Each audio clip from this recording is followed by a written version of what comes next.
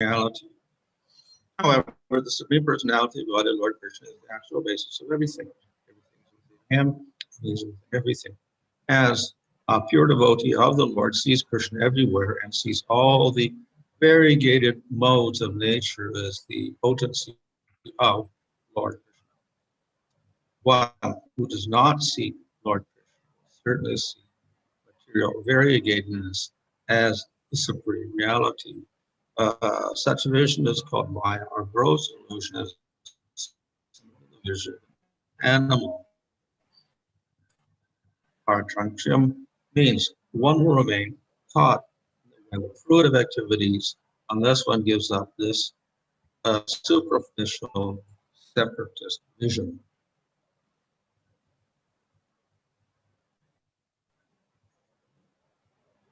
First discuss the cause of the living entities existing in this material world, and ultimately it was, we concluded it was the desire of the jiva himself. இந்த ஜீவாத்மா இந்த லௌகிக பிரபஞ்சத்தில் இருப்பதற்கான காரணத்தை பற்றி நம்ம அலசி ஆராய்ந்து முடிவில் அது ஜீவாத்மனுடைய விருப்பத்தினாலே ஏற்படுகிறது என்பதை அறிகின்றோம். However, in ignorance, the jiva is largely influenced by material nature. எப்படி இருப்பினும் தன்னுடைய இருப்பில் ஜீவாத்மானது இந்த லௌகிக குணங்களினால் ஆட்கொள்ளப்படுகிறது. And therefore it looks like material nature is doing everything. ஆகையினால் இதை பார்க்கும் பொழுது நாம் இந்த இயற்கையானது ஜட இயற்கையானது ஜீவாத்ம இருப்பிற்கு காரணமாக தோன்றுகிறது. So in order to remedy the situation, the jiva has to see the relationship between matter and jiva and Supreme Lord. ஆகவே இந்த நிலையை உண்மையான நிலையை அறிவதற்கு ஜீவாத்மானது தனக்கும் ஜட இயற்கைக்கும் பகவானுக்கும் உள்ள தொடர்பை பற்றி உணர வேண்டியுள்ளது. And by doing so, then he can understand his spiritual identity. இதை செய்வதன் மூலமாக ஜீவாத்மா தன்னுடைய ஆன்மீக அடையாளத்தை அறிய முடியும். Of course, intellectual knowledge is not enough. எப்படி இருப்பினும் அறிவுபூர்வமான உணர்தல் போதாது. So we can read, you're not the body or the soul, but that is not enough to solve your problems in the material world. நாம் இந்த சரீரம் அல்ல ஆத்மா என்பதை பற்றி படிக்கலாம், ஆனால் அது நம்முடைய லௌகிக பிரச்சனைகளை தீர்ப்பதற்கு போதுமானதல்ல. However, it is one step in the right direction. எப்படி இருப்பினும் சரியான இலக்கை நோக்கி செல்வதற்கு ஓர் அடி எடுத்து வைப்பதாகும் இது.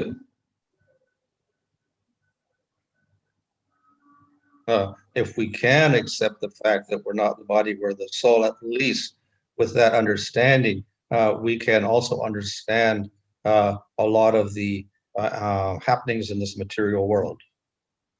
நாம் இந்த சரீரம் அல்ல ஆத்மா என்பதை நாம் ஏற்றுக்கொண்டோமே ஆனால் நமக்கு இந்த லௌகிக பிரபஞ்சத்தில் உள்ள பல பிரச்சனைகளுக்கு விடை காண ஏதுவாக இருக்கும். And therefore there is often an emphasis upon this basic understanding of the material nature, how it operates and how the jiva is different from it.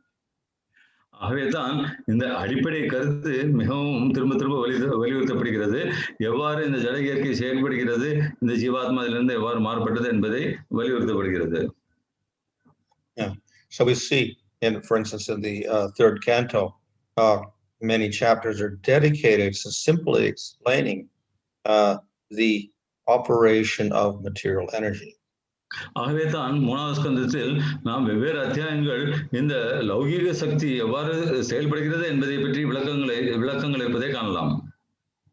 And there's an elaborate description of the 5 gross elements, the 10 senses, intelligence, sense objects, and sense devatas, and mind, and false ego, mahatattva, and prakriti. ஆகவேதான் இந்த பஞ்சபூதங்களை பற்றியும் புலன்களை பற்றியும் புலன்களுக்கு சம்பந்தமான பொருள்களை பற்றியும் மேலும் அகங்காரம் மனம் ஆகியவற்றை பெருவாரியான விளக்கங்கள் இருப்பதை நாம் காணலாம். So for the devotee, of course, this is not too interesting. ஆனால் பக்தர்களுக்கு இது மிக ஆர்வம் கூடியதல்ல. We'd rather hear descriptions of the spiritual world. மாறாக அவர்கள் ஆன்மீக உலகத்தின் விவரங்களை அறிய ஆவலுடன் இருக்கிறார்கள்.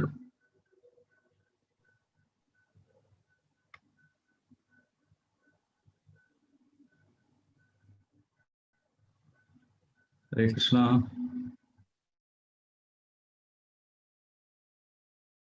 Can you hear me? Yeah, the line was a little breaking. We have these elaborate descriptions, and for the devotee, not so interesting, but for people who are more like scientists, this is, they dedicate their life to studying this. ஆனால் இந்த பக்தர்களுக்கு ஆர்வமாக உள்ள இந்த விஷயமானது விஞ்ஞானிகளுக்கு மாறான கருத்தை ஏற்படுத்துகிறது. So as the verse describes, some people think of material nature as a separate entity. இந்த பதத்தில் விளக்கப்பட்டுள்ளது போல சில மக்கள் இந்த ஜட இயற்கையானது தனிப்பட்ட ஒரு வியக்தி என்று நினைக்கிறார்கள். That means it operates by itself. அதாவது அது தானாகவே செயல்படுகிறது என்று எண்ணம் கொண்டுள்ளார்கள். In other words, we do not need the jivas, nor do we need the Supreme Lord. வேறு விதமாக சொன்னால் ஜீவாத்மாவோ அல்லது முழுமுதற் கடவுளோ தேவையில்லை என்பதாகும். In other words, we think that matter is everything. மாறாக ஜட இயற்கையே அனைத்தும் என்று நாம் நினைக்கின்றோம். So for such people, they will have to take repeated births in the material world. அத்தகைய மக்கள் இந்த ஜட பிரபஞ்சத்தில் திரும்ப திரும்ப பிறவி எடுக்க வேண்டியதுள்ளது. And they are largely influenced by the gunas of material nature. மேலும் அத்தகையோர் இந்த ஜட இயற்கையின் முக்குணங்களினால் ஆட்கொள்ளப்படுகிறார்கள். Therefore we find in Bhagavatam and other scriptures a description of the material world, but it is not separate from the Supreme Lord. ஆகவேதான் பாகவதம் மற்றும் பல்வேறு சாஸ்திரங்கள் இந்த ஜட இயற்கையை பற்றிய விளக்கங்கள் பகவானிலிருந்து தனிப்பட்டதாக விளக்கப்படுவதில்லை. Nor is it separate from the jiva. ஆனால் ஜீவனிலிருந்து தனிப்பட்டதாகும். Why does the Lord create the material world? பகவான் இந்த ஜட பிரபஞ்சத்தை ஏன் உருவாக்கினார்? So it is described that Mahavishnu glances over Prakriti, and this turns into Mahatattva and all the material elements, and then this turns into the universe. விளக்கப்பட்டுள்ளது மகாவிஷ்ணு அவர்கள் பிரகிருதியின் மீது தனது கடைக்கண் பார்வையை செலுத்த அது மகத்தத்துவமாக உருவெடுத்து அதிலிருந்து பல்வேறு விதமான ஜட பொருட்கள் வெளிவருகின்றன என்பதை காணலாம். But why does Mahavishnu glance? ஆனால் மகாவிஷ்ணு அவர்கள் ஏன் தனது கடைக்கண் பார்வையை செலுத்துகிறார்? He doesn't glance, nothing happens. அவர் அந்த மாதிரி பார்வையை செலுத்தவில்லை என்றால் எதுவும் நடப்பதில்லை. But why does he glance? ஆனால் ஏன் அவர் அந்த மாதிரி பார்வையை பார்க்கின்றார்? So it is described that it's because of the desires of the jivas. ஆகவே இது ஜீவாத்மாக்களுடைய ஆசையினால் ஏற்படுகிறது என்று விளக்கப்பட்டுள்ளது. All the jivas are resting in Mahavishnu very peacefully. அனைத்து ஜீவாத்மாக்களும் மகாவிஷ்ணுவில் உறங்கிக் கொண்டிருக்கின்றன அமைதியாக. But then at a certain point they start getting a little restless. ஆனால் ஒரு காலகட்டத்தில் அவை தனது அமைதியை இழக்கின்றன. They want to enjoy with material bodies. ஜட சரீரத்தை கொண்டு தாங்களே அனுபவிக்க வேண்டும் என்று நினைக்க ஆரம்பிக்கின்றன. Therefore the Lord glances over material energy, he injects the jiva in the material world, and then we have this whole manifestation of all the universes. ஆகவே அந்த சமயத்தில் பகவான் அவர்கள் இந்த பிரகிருதியின் மீது தனது கடைக்கண் பார்வையை செலுத்தி ஜீவாத்மாக்களை இந்த பிரபஞ்சத்தினுள் நுழைக்கின்றார். அதனால இந்த பிரபஞ்சம் பல்வேறு படைப்புகளும் வெளியாகின்றன. So therefore the material world is for the jiva's enjoyment. ஆகவே இந்த ஜட பிரபஞ்சமானது ஜீவாத்மாக்களினுடைய இன்பம் காணுவதற்காக ஏற்படுத்தப்பட்டதாகும். But the jiva cannot even enter the material world without the permission of the Supreme Lord. ஆனால் அதே சமயத்தில் இந்த ஜீவாத்மாவானது பகவானுடைய அனுமதி இல்லாமல் இந்த ஜட பிரபஞ்சத்தினுள் நுழைய கூட முடியாது. So when he glances over material energy, then he injects the jivas into material energy, and then transformation takes place, and we get the universe. ஆகவே பகவான் கடைக்கன் பார்வையை பிரகிருதியின் மீது செலுத்தி ஜீவாத்மாக்களை நுழைக்கும் பொழுது, மகத்தத்துவத்தில் நுழைக்கும் பொழுது இந்த பிரபஞ்சம் என்பது உருவாக தொடங்குகிறது, பல்வேறு நிலைகள் வெளிப்படுகின்றன. The jivas enter material bodies, and then they identify with that body, and they enjoy in the material world. அந்த கட்டத்தில் ஜீவாத்மாக்கள் தங்களை தங்களுடைய சரீரத்துடன் அடையாளப்படுத்திக் கொண்டன, ஜல சரீரத்துடன் இந்த ஜல உலகில் இன்பம் காண்கின்றன. And they think that the material world is everything. மேலும் இந்த பிரபஞ்சமே அனைத்தும் என்ற எண்ணத்தையும் கொள்கிறார்கள். So they do activities, they get results, and they produce karma, and therefore they take birth after birth in the material world. இவ்வாறு அவர்கள் செயல்பட்டு அதன் விளைவுகளான கர்மாக்களை உருவாக்கி பிறவிக்கு பிறகு பிறவி பெற்று வாழ ஆரம்பிக்கிறார்கள். So this is the jiva who sees material energy as separate. ஆகவே இயற்கையினுடைய சக்தியை தனிப்பட்டதாக நினைக்கும் ஜீவாத்மாக்களுடைய நிலையாகும் இது. But it does not operate unless the jiva is in that material body. ஆனால் இந்த ஜீவாத்மாவானது அந்த ஜட சரீரத்தில் இல்லை என்றால் செயல்பாடுகள் என்பது இல்லை. And it does not operate without the permission and arrangement of the Lord. மேலும் பகவானுடைய அனுமதியும் அவருடைய ஏற்பாடுகளும் இன்றி எந்த விதமான செயல்பாடுகள் நடப்பதற்கு வாய்ப்பும் இல்லை.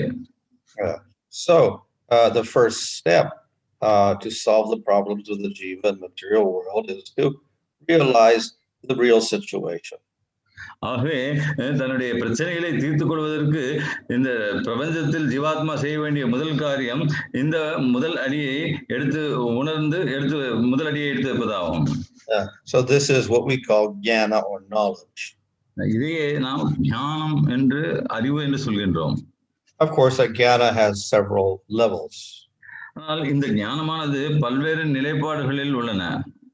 So the first level is at least accept that we are atma, not material body. இதனுடைய முதல் அடி என்னவென்றால், முதல் தளம் என்னவென்றால், நாம் இந்த சரீரம் அல்ல ஆத்மா என்பதை குறைந்தபட்சம் அதையாவது ஏற்பதாகும். So this becomes the subject of jnana yoga. இதுவே ஞான யோகம் என்ற தத்துவதாக அமைகிறது. But then there's a second step in that knowledge. ஆனால் இந்த ஞானத்தில் அடுத்த ஒரு அடியும் உண்டு. And that is to understand there's not only atma separate from material world, there's also Supreme Lord. ஆகவே இந்த ஆத்மா இந்த ஜட பிரபஞ்சத்திலிருந்து தனிப்பட்டது என்பதை உணர்வதோடு மட்டுமல்லாமல் பகவானும் இருக்கிறார் என்பதையும் உணர்வதே அந்த இரண்டாம் நிலையாகும். So we sometimes call this vijnana. இதை நாம் சில நேரங்களில் விஞ்ஞானம் என்று அழைக்கின்றோம். So the and vijnana stands for vishesha. அந்த விஞ்ஞானத்தில் உள்ள அந்த வி என்பது விசேஷத்திற்கு குறிக்கிறது. So vishesha means special. விசேஷம் என்றால் சிறப்பு வாய்ந்தது. So we have knowledge and we have special knowledge. ஞானம் விசேஷமான ஞானம். Or what's like high school and university. அல்லது உயர்நிலை பள்ளி மற்றும் பல்கலைக்கழகத்தை போன்றதாகும். So both parts of knowledge are important. ஆனால் அதே சமயத்தில் இந்த இரண்டு பகுதி ஞானமும் மிக மிக முக்கியமாகும். Because it is very difficult for the human being to come even to the first stage, that is to realize we're the ātmano, not the body. There is a lot of emphasis in the scriptures on this stage. ஆனால் இந்த மானிடர்களுக்கு இந்த முதல் நிலையான நான் சரீரம் அல்ல ஆத்மா என்பதை உணர்வது கூட மிக கடினமான விஷயம் என்பதால் தான் சாஸ்திரங்கள் திரும்ப திரும்ப இந்த உண்மையை வலியுறுத்துகின்றன. And because so many scriptures speak of this, then many people conclude this is the final knowledge. ஆனால் நிறைய சாஸ்திரங்கள் இதை பற்றியே பேசுவதனால் சில மக்கள் இதுவே இறுதியான ஞானம் என்று முடிவுக்கு வருகிறார்கள். So it takes more intelligence to come to the second stage of vijnana. ஆகவே நாம் விஞ்ஞானம் என்ற இரண்டாவது நிலைக்கு வருவதற்கு மேலும் சிறந்த அறிவு தேவைப்படுகிறது, ஞானம் தேவைப்படுகிறது. So this is rare knowledge. இது மிகவும் அரிதான ஒரு ஞானமாகும். It's also in the scriptures, but not as common as the jnana.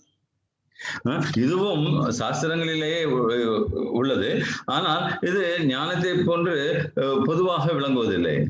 But because there's less of it does not mean it's not important. ஆனால் இது குறைந்த அளவில் வலியுறுத்தப்பட்டிருக்கிறது என்பதனால் அது முக்கியத்துவம் அற்றது என்று நினைக்க கூடாது. It's more important. உண்மையில் அது மிகவும் முக்கியமானதாகும். So to come to that second stage is rare, but if we come to that stage, then we have real success. ஆனால் இந்த இரண்டாவது கட்டத்திற்கு வருவது என்பது அரிதே. ஆனால் அந்த நிலையை அடைந்தோம் என்றால் நாம் வெற்றி பாதையில் இருக்கின்றோம் என்பதாகும். So in these particular verses, there's an emphasis only on this first stage, understanding we're not the material body. ஆகவே இங்கு கொடுக்கப்பட்டுள்ள இந்த பதங்கள் எல்லாம் முதல் கட்டத்தை பற்றி பேசுகின்றன, நாம் இந்த சரீரம் அல்ல என்பதை பற்றி. And to prepare for even that, first we have to understand the uselessness of material existence. ஆனால் இதை புரிந்து கொள்வது கூட நாம் முதலில் இந்த லௌகிக இருப்பினுடைய உபயோகமற்ற தன்மையை உணர வேண்டும். So that when we understand that, then we have an inspiration for understanding about Atma. அதை நாம் புரிந்து கொண்டோமே ஆனால் நாம் ஆத்மாவை உணர்வதற்கான உந்துதல் கிடைக்கின்றது. So we should never lose sight of the final stage of knowledge. ஆனால் அதே சமயத்தில் ஞானத்தின் இறுதி இலக்கை கடைநிலையை பற்றி நாம் இழந்து விடக்கூடாது, பார்வை இழந்து கூடாது. Although the Bhagavatam deals with both stages, still finally we have the emphasis put upon the second stage. பாகவதமானது இந்த இரண்டு கட்டங்களை பற்றி, இரண்டு நிலைகளை பற்றி பேசினாலும் இறுதியாக இந்த இரண்டாம் கட்டத்தையே Srimad Bhagavatam வலியுறுத்துகின்றது. And therefore we have more content dedicated to describing the wonderful form, qualities and activities of the Supreme Lord. ஆகவே தான் பகவானுடைய அற்புதமான ரூபம், குணங்கள், லீலைகள் ஆகியவற்றை பற்றிய விளக்கங்கள் பெருவாரியாக கொடுக்கப்பட்டுள்ளதை காண்கின்றோம்.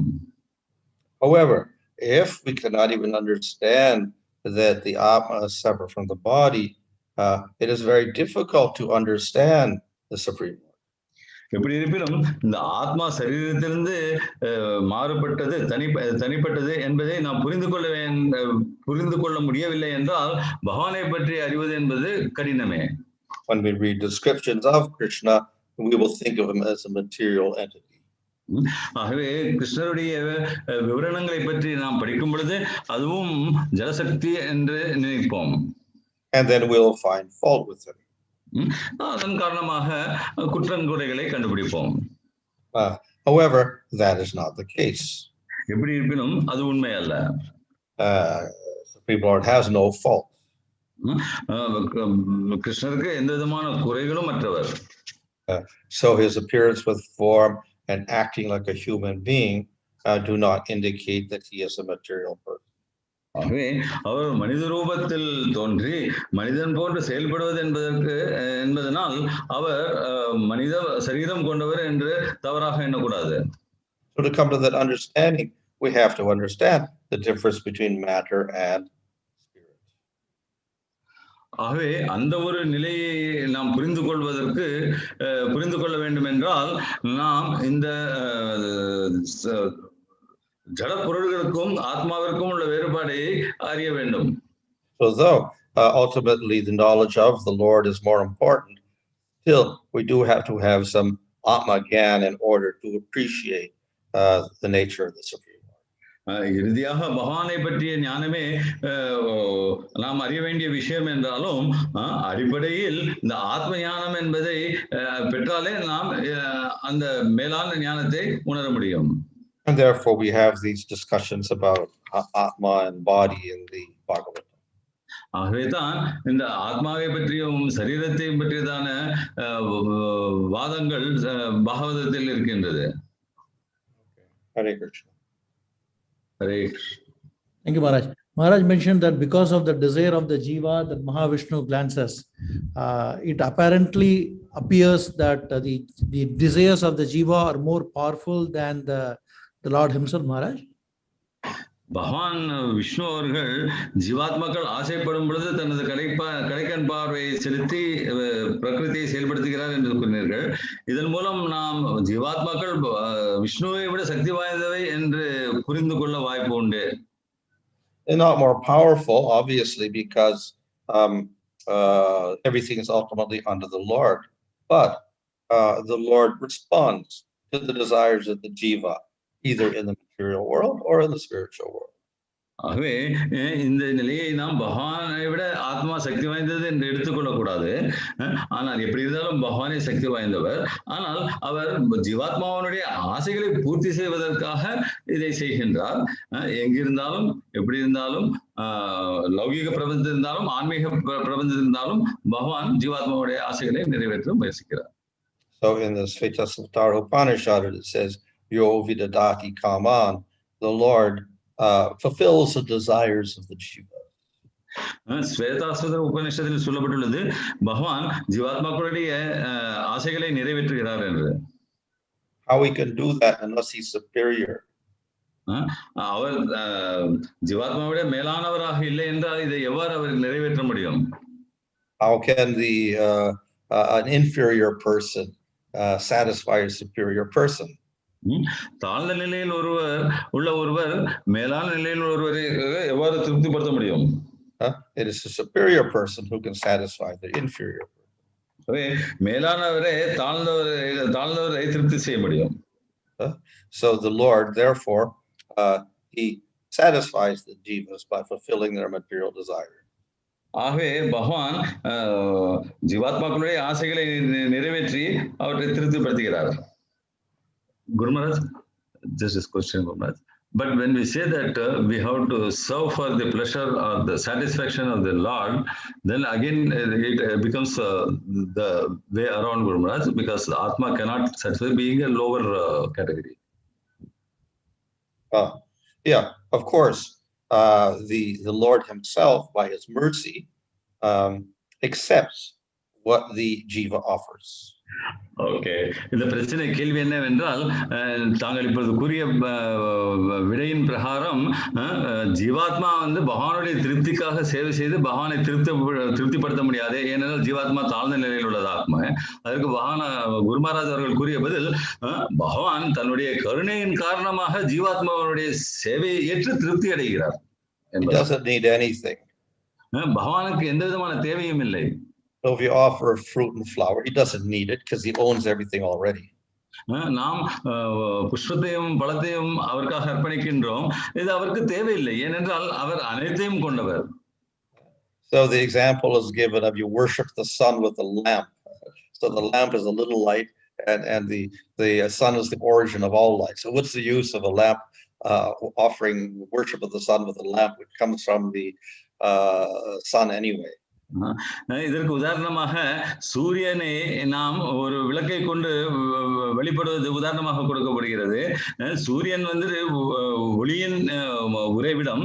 அப்படி இருக்க ஒரு சிறிய விளக்கை கொண்டு நாம் அவருக்கு எப்படி வழிபாடு செய்ய முடியும்? So in that sense, yes, the inferior cannot satisfy the superior, but then we have the process of devotion, bhakti. ஆகவே அந்த நிலையில் பார்க்கும் பொழுது தாழ்ந்த நிலையில் இருப்பவர்கள் உயர்ந்த நிலையில் இருப்பவர்களை திருப்தி செய்ய முடியாது, உண்மைதான்.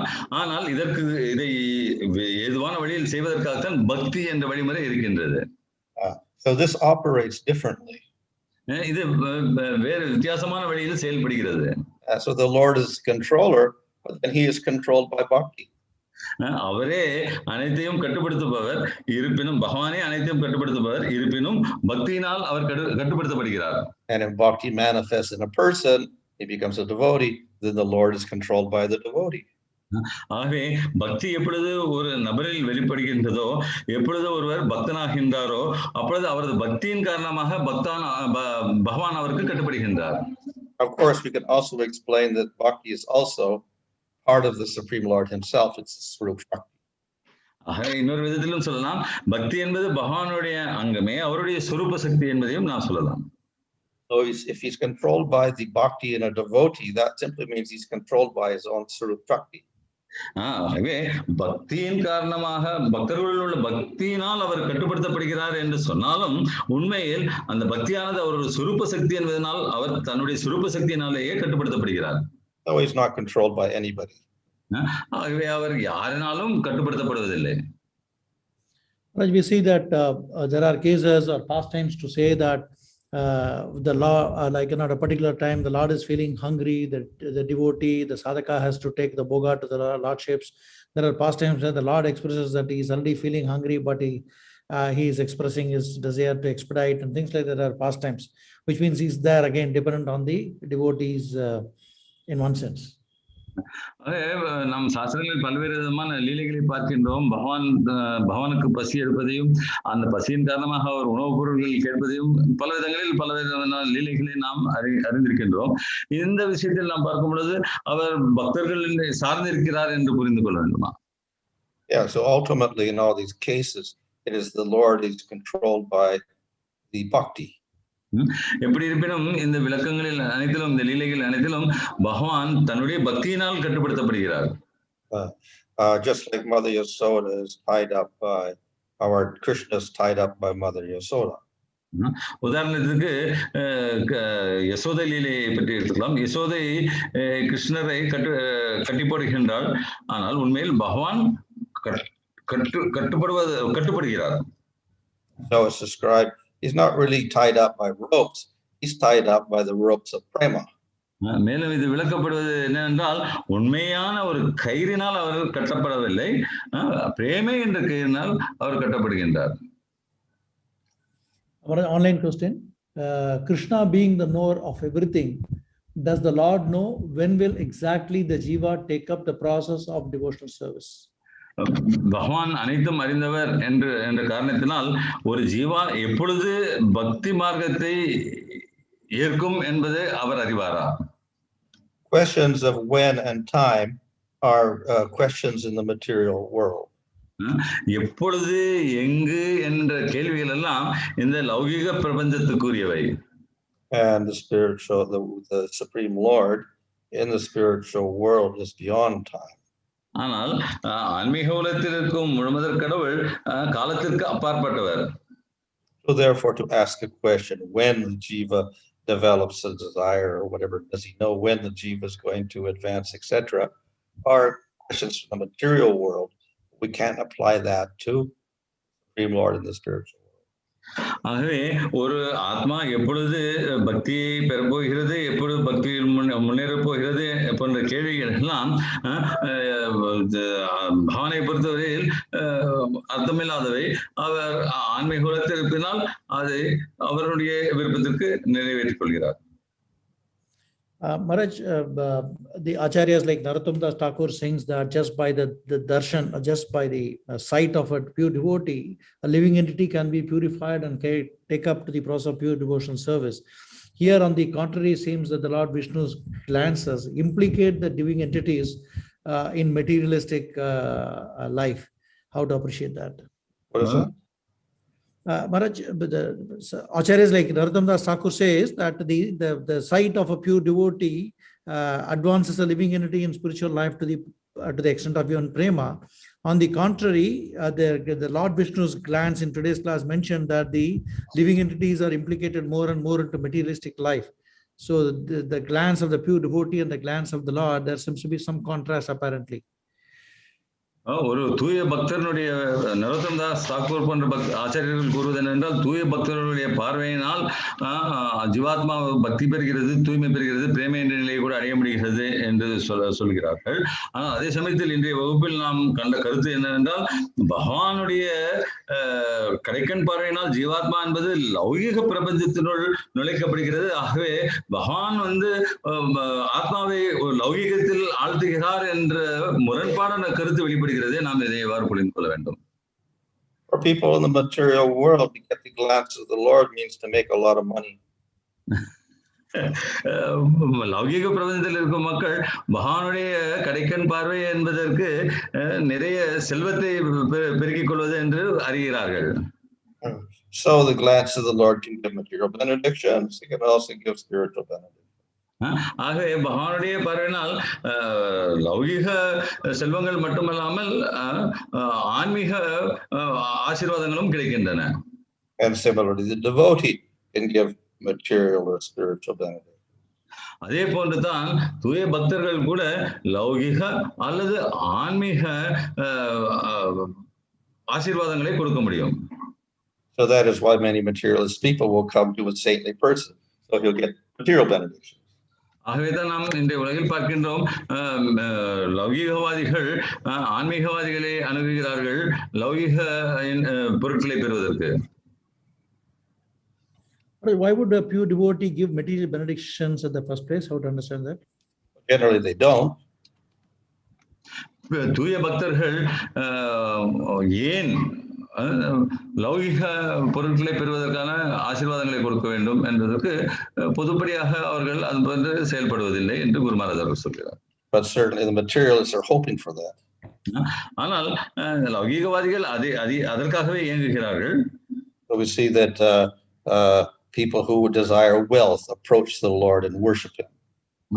நாம் கூட பார்த்திருக்கலாம், செல்வ செழிப்பு வேண்டும் என்பவர்கள் பகவானை அணுகி அதற்காக வேண்டுகிறார்கள்.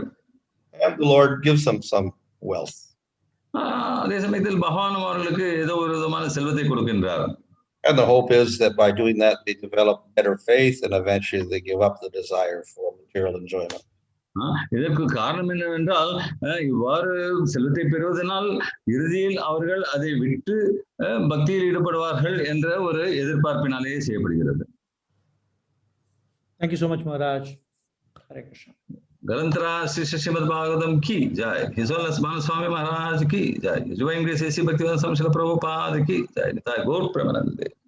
That's all the devotees chant the Hare Krishna Maha Mantra for the well-being, for the protection of all the devotees all over the world from this COVID poison.